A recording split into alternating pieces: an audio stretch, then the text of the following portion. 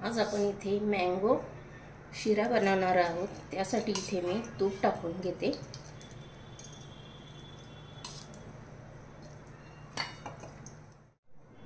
इथे मी अर्धी वाटी तूप टाकून घेतलेले आहे।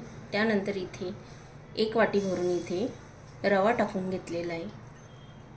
आता आपण हा रवा ह्याच्यामध्ये छान भाजून घेऊया।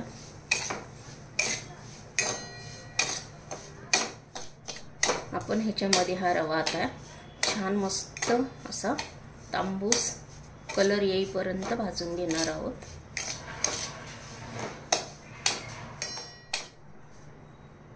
ह्याच्यामध्ये आपण थोडं अजून तूप ॲड करून घेऊया। इथे मी 3 चमचे तूप ॲड करून घेतलं। अजून हे आपण मिक्स करून घेऊ छान।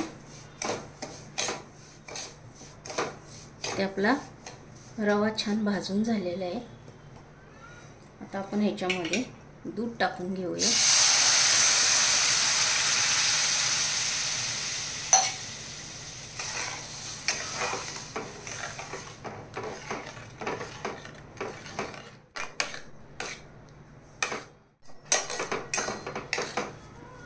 आपलं दूध पूर्ण इथे छान याच्यामध्ये मिक्स झालेलं आहे।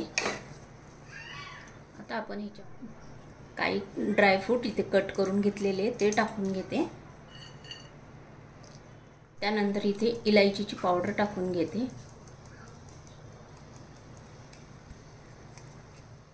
आपण हे छान मिक्स करून घेऊया। मी इथे 2 आंब्याचा असा पल्प काढून घेतलेला आहे। तो पल्प याच्यामध्ये टाकून घेऊया आपण।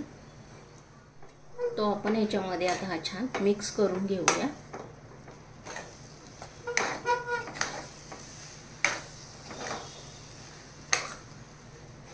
पूर्ण शिऱ्यामध्ये आपल्याला या रव्याला असं मिक्स करून घ्यायचं आहे।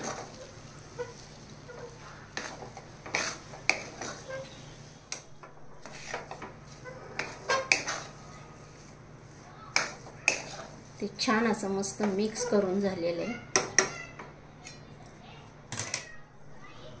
आता आपण ह्याच्यामध्ये साखर टाकून घेत आहोत।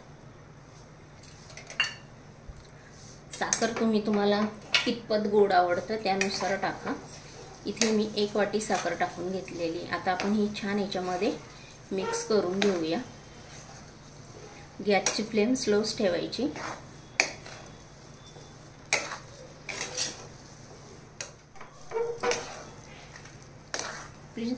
साखर जी इथे टाकलेली ती छान याच्यामध्ये विरघळत आहे। हे आपल्याला जर आता पातळ वाटत असेल ते घट्ट होतं।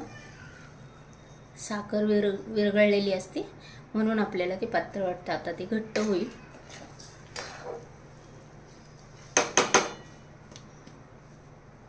आपण ह्याच्यामध्ये अजून 2 चमचे तूप ॲड करूया।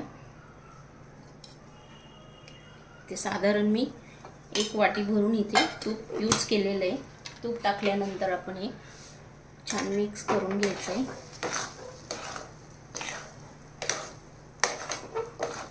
तुम्ही पण असा मँगो शिरा बनवून बघा, खूप छान लागतो। नेहमी आपण प्लेन शिरा खातो, इथे असा जरा वेगळा शिरा करून बघायचा। आता आपण हे 2 मिनिटं होऊन देऊया। फक्त आपण हा शिरा बनवताना एकच काळजी घ्यायची, कढई मात्र जाड पुडाची घ्यायची।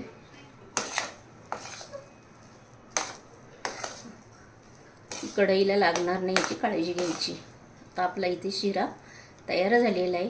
तुम्हाला ही माझी रेसिपी आवडली असेल तर लगेच लाईक करा, कमेंट करा। चॅनलवर जर नवीन असेल तर सबस्क्राईब करून घ्या।